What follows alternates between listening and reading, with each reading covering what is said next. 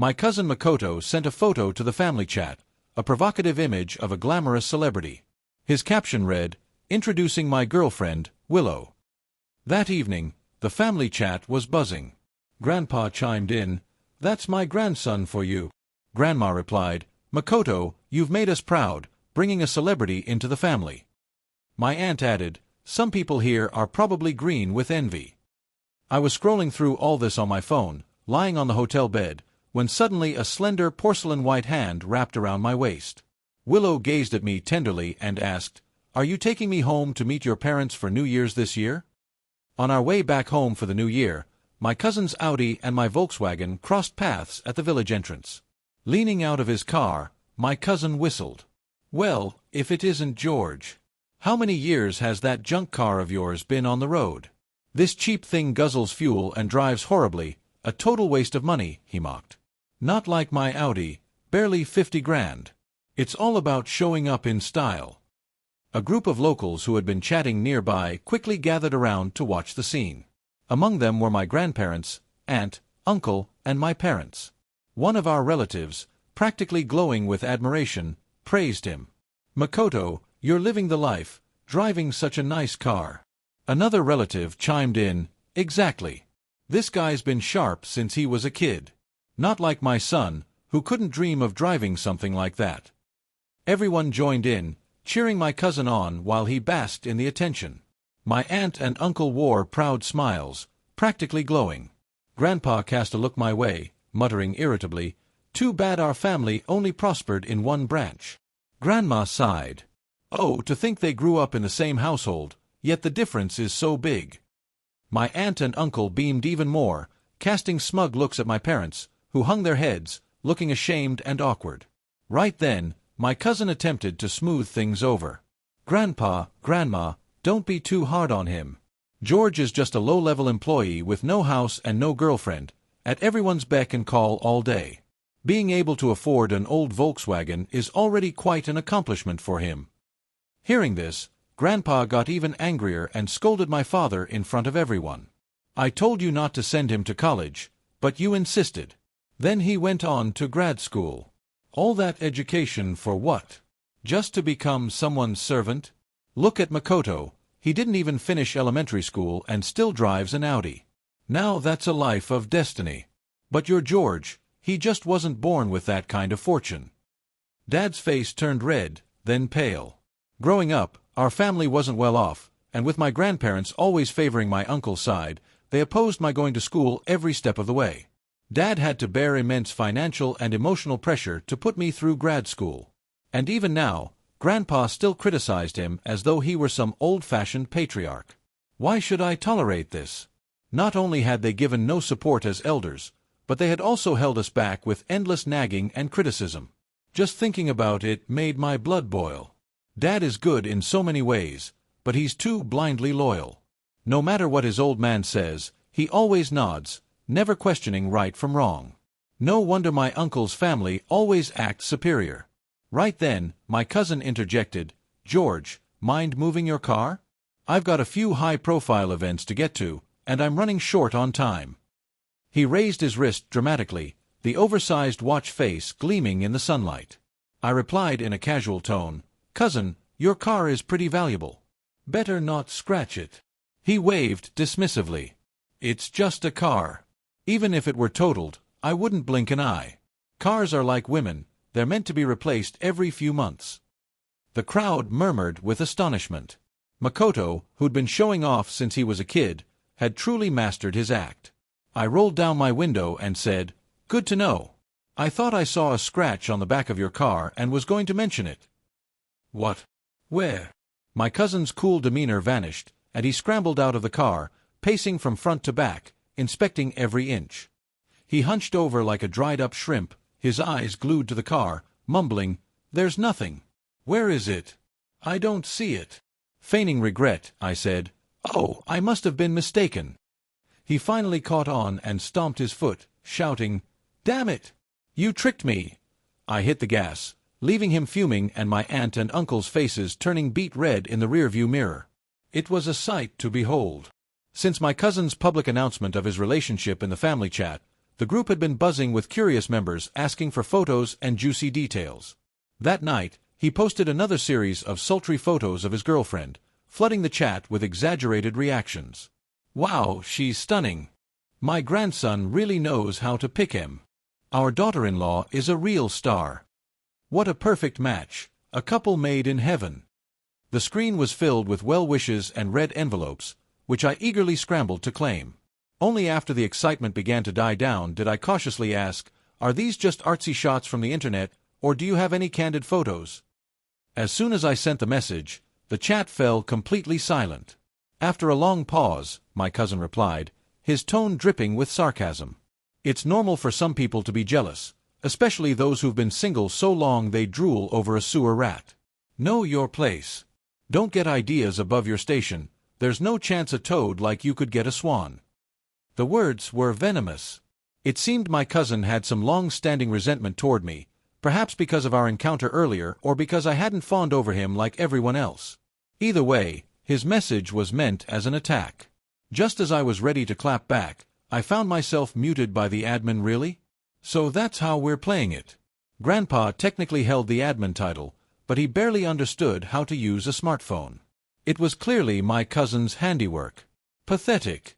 Using my dad's account, I wrote in the group, "Makoto, be sure to bring her to the family dinner on New Year's Eve. We'd all love to meet her in person. Your uncle's red envelope is already prepared." Then I turned the message into a red envelope, scattering 50 copies in the chat so that everyone would see it. The screen filled with a rain of red envelopes. My cousin had no choice but to respond, albeit begrudgingly. "Fine. She'll be there. Some people are going to end up with egg on their face."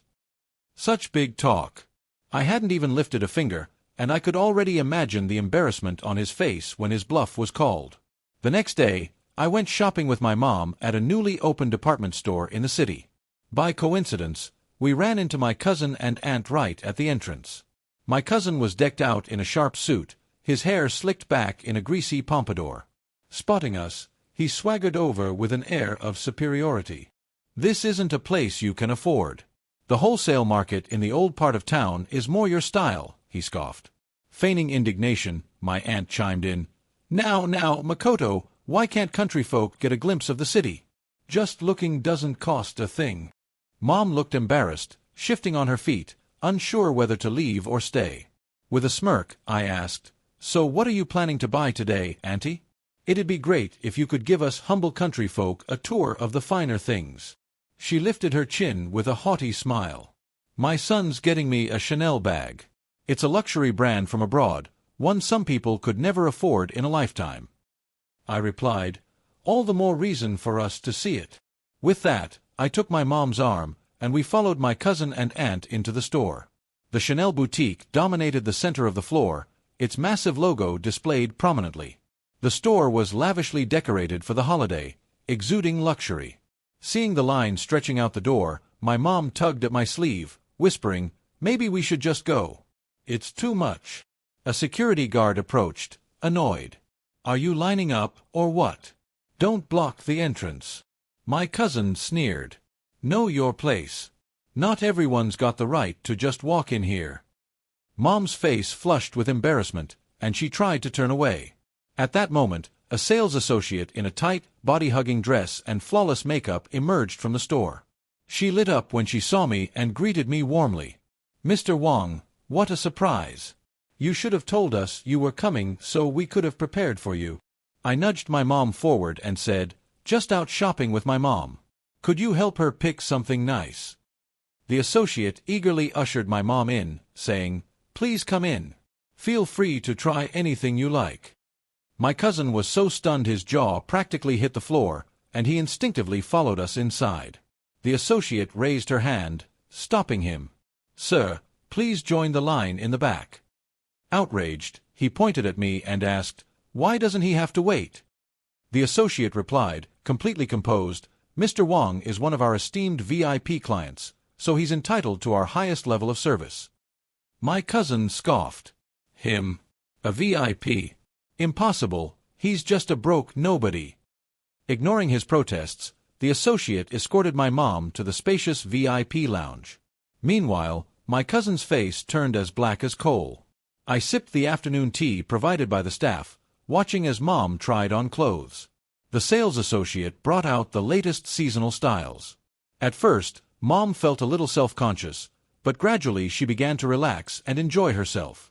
After trying on clothes, she moved on to shoes, with the associate kneeling to explain the details of each shoe's material and design. My aunt's glare at Mom was practically venomous. Half an hour later, I took out a black card and signaled the associate to ring up the purchase. As we exited the VIP room, we spotted my cousin and aunt, who were still in the crowded section browsing the bags. Folding my arms, I approached them and asked, "Still haven't found one you like?" My aunt turned, and seeing Mom holding several branded bags, her expression changed instantly. The associate picked up a black and gold Chanel CF bag from the display and held it up for my aunt, saying, "Ma'am, this one would look perfect on you. Consider it." My aunt glanced at my cousin with anticipation. My cousin checked the price tag and, looking embarrassed, stammered, It's way too dull for you." The associate recommended a few other trendy colors, but he dismissed each one.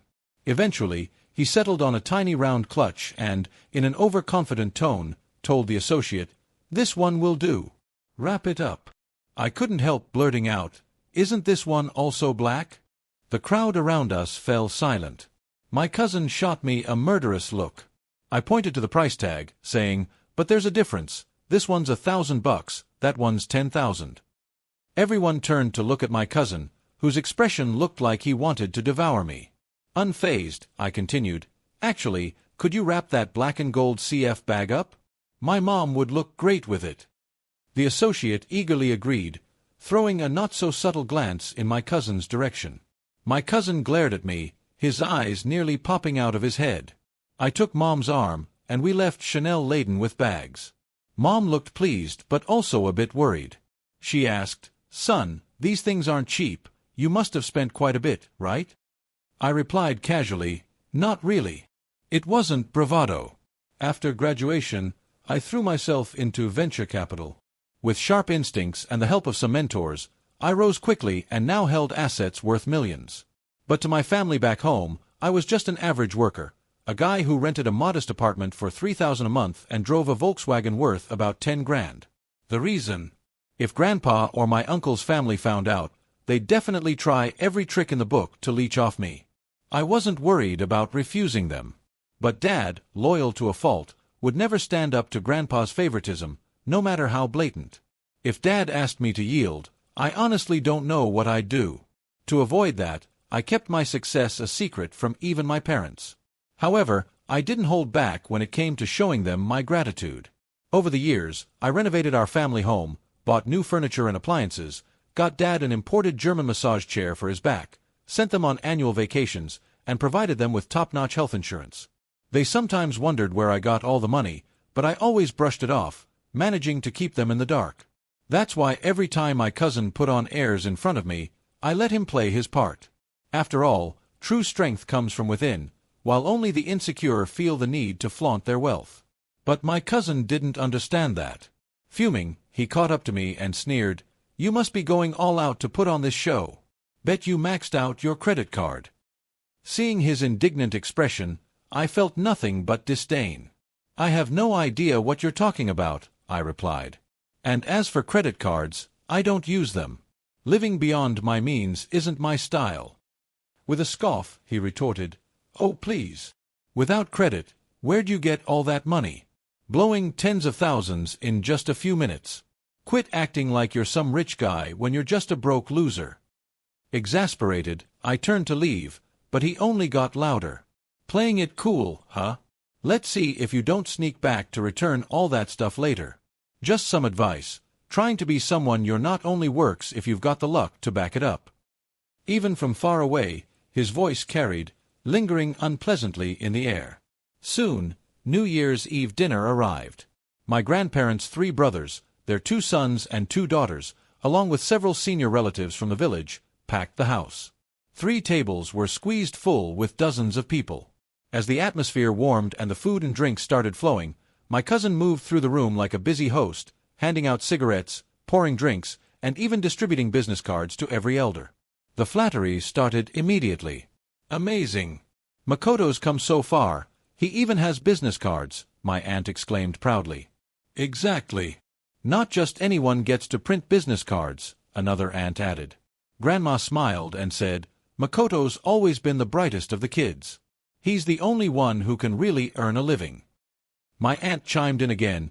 Just a few days ago he bought me a Chanel bag for over $1,000. I didn't even want it, but he insisted. This kid really doesn't know how to budget. Chanel. Wow.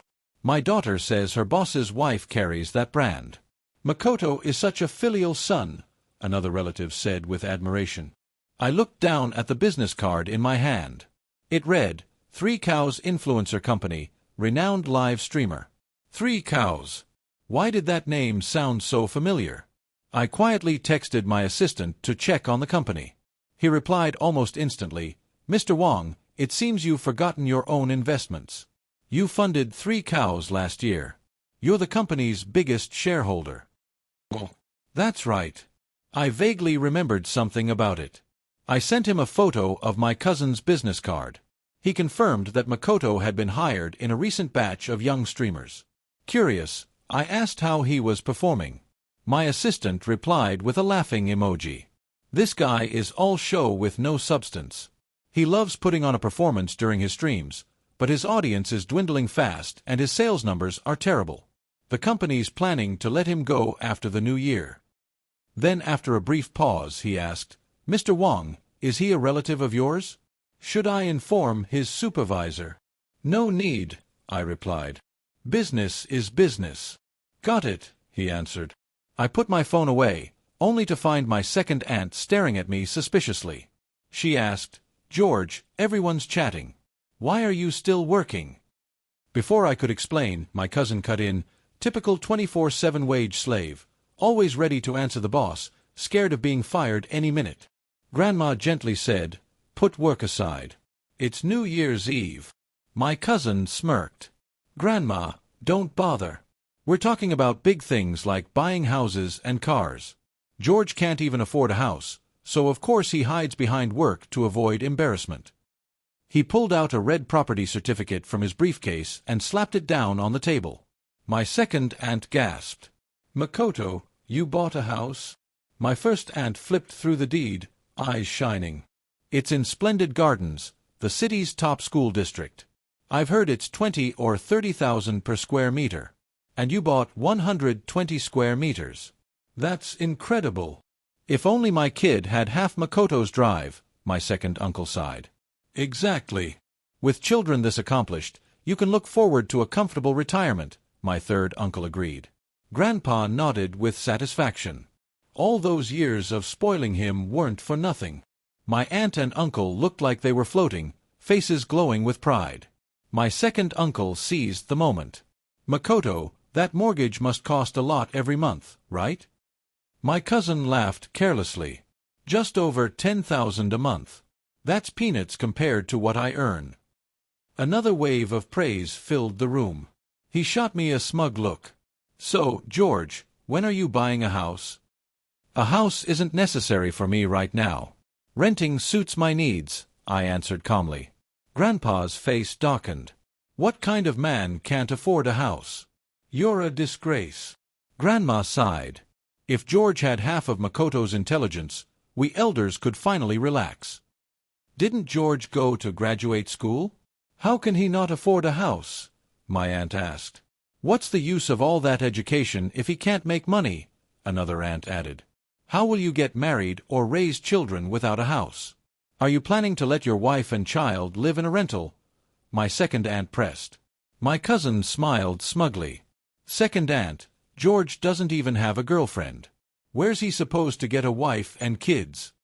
Suddenly, I remembered something. Weren't you planning to introduce your girlfriend tonight? Dinner's half over. When is she arriving? He froze for a second. What's the rush? She might have been delayed. Then call her.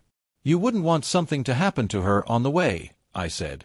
Reluctantly, he dialed. Everyone watched eagerly, imagining a glamorous celebrity entrance. Hello, he said cautiously. A cold voice responded briefly from the other end, and then the call ended abruptly. He put his phone away. She had a last-minute brand event. She can't make it. Grandpa frowned. Canceling like that. Doesn't she respect us elders? Well, she's a big star.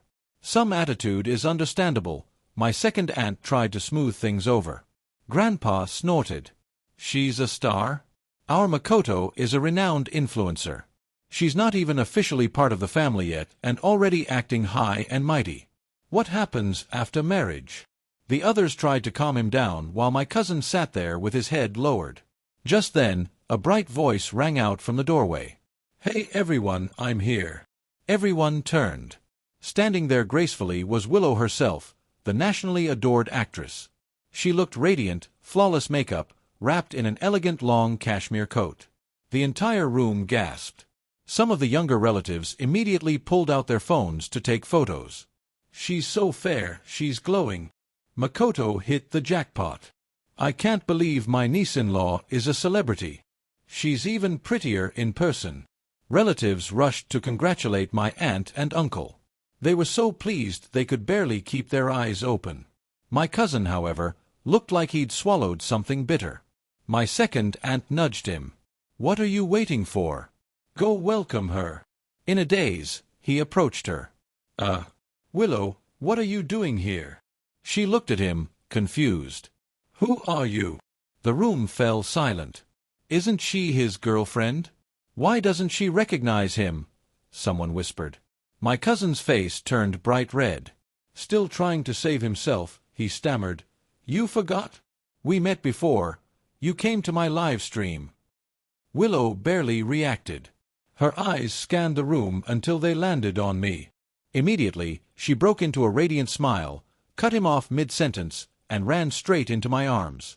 The room was stunned, especially my cousin, whose eyes burned with jealousy and hatred. I gently pushed Willow back. Didn't I tell you not to come? She looked up at me softly. I missed you. Don't be mad. Do you realize the consequences of this? I asked. I know. I don't care. I love you. I'm willing to give up my career to start a family with you. Her sincerity hit me deeply. We had met when we were both struggling. I was a fresh graduate barely getting by, and she was a small-time actress running from audition to audition. We supported each other through everything. Later, I found success in business first. I once suggested starting a talent agency to help her, but she refused. She wanted to succeed step by step on her own. And she did. Her hard work made her a rising star. She wanted to go public with our relationship, to marry and start a family. I had stopped her, knowing how marriage could affect her career. She had worked too hard to risk it. But I underestimated her love. She was truly ready to give it all up. I pulled her into my arms, both of us ignoring the stunned stares. My middle school niece whispered tearfully, "This is just like a romance drama." Her younger brother sighed, "I wish I were the main character." After a moment, I led Willow to my parents. Mom was so nervous she didn't know what to do. Willow stepped forward and hugged her, bringing tears to Mom's eyes. "You little rascal," Mom scolded me. "Dating such a wonderful girl and saying nothing. You made us worry for nothing." My aunts immediately changed their tone. "George is the one with real potential." "Exactly. Handling everything quietly on his own. It takes someone special to marry a superstar." Grandpa drank silently, his face dark. Grandma looked like she wanted to speak, but held back after glancing at him. My uncle and aunt looked deflated. My cousin stared at Willow as if mesmerized. When his eyes met mine, they were full of resentment. The favoritism was obvious. The same relatives who had fawned over him earlier now surrounded Willow, asking for autographs, photos, and our love story. As dinner ended, my cousin suddenly spoke. "George, with such a beautiful girlfriend, you're not going to let her live in a rental, are you?" "Don't worry," I replied calmly. "Whatever other girls have, my girlfriend won't lack." He sneered. "With your salary? In our family, no real man lets a woman support him. Don't disgrace us by mooching off her." At that moment, a suited businessman passed by the hotel lobby. My cousin spotted him and rushed over excitedly. "Mr. Han." What a surprise! He dragged him over. Mr. Han, my family admires you. We hope to rely on your support in the future. Mr. Han politely accepted a drink, then noticed me in the corner. He immediately set the glass down and walked toward me. He shook my hand eagerly. Mr. Wang, what a privilege to see you here. I felt uncomfortable. And you are? I'm David Han from Three Cows Company. Earlier this year I hosted you during your visit. You must not remember. I nodded faintly. My cousin pulled him aside. Mr. Han, you're mistaken. He's just a lowly employee. What, Mr. Wang? David cut him off sharply. Are you questioning my eyesight? No, that's not what I meant. David's tone hardened. Let me clarify. Mr. Wang is a top investment mogul and the largest shareholder of our company. He is both your boss and mine. Watch your tone. My cousin looked at me, defeated. All this time he had mocked and belittled me. Now not only did I have a girlfriend he could only dream of, I was also his boss's boss. I smiled faintly. After that, everything changed. Once my identity was exposed, I suddenly had wealth, status, and a celebrity girlfriend. Relatives rushed to flatter me. Even my parents became objects of admiration. Grandpa and Grandma, no matter their feelings, wouldn't reject wealth. My cousin suppressed his resentment and began flattering me too. My uncle and aunt congratulated my parents, praising their capable son. Money truly transforms attitudes. Thinking about how my family had once been treated, I felt a bitter irony. Perhaps in this world, poverty really is the greatest shame. After the holiday, the younger relatives returned to the city for work. I stayed behind a little longer to discuss wedding plans with my parents. Drifted in from outside. About half an hour later, when I stepped out to get some water, he was gone. But I knew this wasn't the end. With his family backing him, it was far from over. That evening, my grandparents, uncle, and aunt showed up. They filled our living room and surrounded me. Grandpa directed his anger at Dad. This is the son you raised, one who doesn't understand loyalty or family obligations. He'd rather help outsiders than his own flesh and blood. Grandma took a softer approach. You're his uncle. You've watched him grow up. If you don't help him, who will? It would only take a word from you. Can you really stand by and watch him struggle? My aunt hugged my mom and sniffed. Our Makoto is a good kid, just too honest. He must have unknowingly offended someone at work. Otherwise, why would they let him go like this? After everyone had spoken, both my parents looked at me, waiting for my decision. I showed them the earlier conversation with my assistant. It clearly said, "This guy is all talk, constantly putting on a show during his streams. His fan base is shrinking fast, and his sales numbers are terrible. The company plans to cut him after the new year." Parents often see their children through rose-colored glasses. My aunt, who had just praised her son's honesty, fell silent after reading the message. I thought that would be the end of it. But a parent's love has no limits. Grandpa and Grandma remained as biased as ever. When they couldn't sway me, they turned their focus to Dad. Grandpa went on and on about filial piety and family honor, to the point where I couldn't help but yawn. "Dad, I'm going to bed," I said, leaving Grandpa fuming, his face red with anger. The next morning, Dad came to me, looking worried. "Son, if it's not too much trouble, why don't you help your cousin out?" I knew Grandpa had gotten to him again. So I spoke firmly. "Dad, setting aside that this would violate company policy, even if it were allowed, are we really obligated to help them? Think about how Uncle's family has treated us all these years. Whenever we faced difficulties, they either ignored us or made things worse. Have they ever shown us kindness? If they weren't desperate now, would you hear a single good word from them?" My words seemed to reach him. He fell silent, deep in thought. I trusted him to be rational. I just hoped he wouldn't let family ties trap him again. But Grandpa and the others didn't give up. They kept coming over every few days, trying to wear him down. Seeing how their persistence was pushing Dad to the edge, I decided to act. I booked tickets to Sanya. Right after the Lantern Festival, I took my parents to Hainan for a vacation. A few days later, Uncle called, asking why no one was home. I replied casually, "We're in Sanya, enjoying the beach." I could almost hear him grinding his teeth through the phone. More than a month passed quietly. Then one day, Grandma called Dad and claimed Grandpa had suffered a stroke and was hospitalized. Dad panicked and started packing immediately. I tried to stop him. Grandpa had been perfectly fine before we left, showing no signs of illness. But Dad insisted, "Your grandma told me herself. Why would she lie about something like that?" Knowing it was useless to argue, Mom and I went back with him.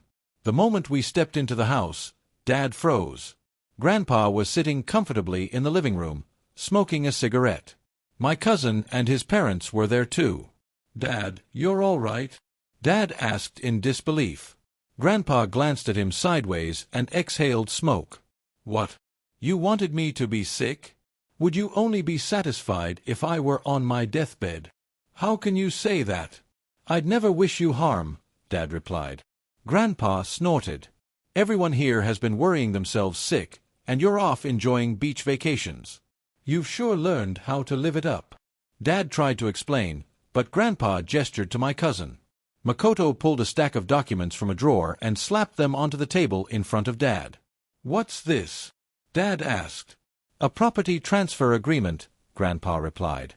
"Once George signs it, you won't have to worry about Makoto's job anymore." Dad stared at the papers in disbelief. My cousin smirked. "I did some digging. George has assets in the billions. As his older cousin, taking $5 million off his hands isn't too much to ask." Everything suddenly made sense. Dad looked at my cousin's smug face and tore the papers into pieces. "Are you insane? My son's hard-earned money is his own. Not a single penny belongs to you." He turned to leave. Grandpa slammed his hand on the table so hard dust fell from the shelves. "You ingrate! If you don't sign those papers today, don't consider yourself my son." Dad let out a cold laugh, his voice steady. "This will be the last time I call you Dad. You were never a good father, and you're certainly not fit to be one." He paused at the door and looked back. "I thought I'd feel sad. But all I feel is relief. Isn't that interesting? There's no pain worse than realizing you were never wanted by your parents. Looking back, I see you never truly cared. We should have severed ties long ago." While we had been in Sanya, I had quietly bought a seaside villa for my parents. I had wanted to tell them earlier, but I was afraid Dad might still be too attached to the past to leave. Now that he had finally broken free, it felt like the right time. I handed them the keys. On the day we left town, my second uncle came to persuade Dad. "The old man's just waiting for you to apologize. Just say you're sorry and move on." Dad chuckled. "Why don't you tell him to apologize to me? Not that it matters. I won't be coming back." People often say that parents and children spend their whole lives waiting for each other to apologize. But Dad no longer needed that. Eventually, Willow and I got married, with my parents as our witnesses. We were genuinely happy, and Willow didn't have to give up her career. At first, she faced setbacks. Some fans turned away and criticized her. I reminded her not to get caught up in the highs and lows, but to stay grounded and focus on her craft. Before long, her career revived. She won multiple awards and built a loyal fan base that supported her growth. I haven't seen my cousin's family since. Occasionally, though, I hear bits of news. After being fired, my cousin couldn't find another high-paying job. His new house was repossessed and auctioned off at a loss. He eventually gave up on working and spent his days gaming. Soon after, he became addicted to online gambling, borrowing from questionable lenders to feed the habit. His Audi was sold to pay off debts. Eventually, his parents had to sell their home too. Now they're all living in Grandpa and Grandma's old house. My uncle quit his job to keep an eye on my cousin, taking shifts with my aunt to make sure he doesn't gamble. Later, Mom told me that Grandpa had called Dad, hoping to reconcile. Dad refused. He had let go of the past. Still, he sends Grandpa and Grandma monthly support payments, just enough to meet the legal minimum. That's the only connection they have left now.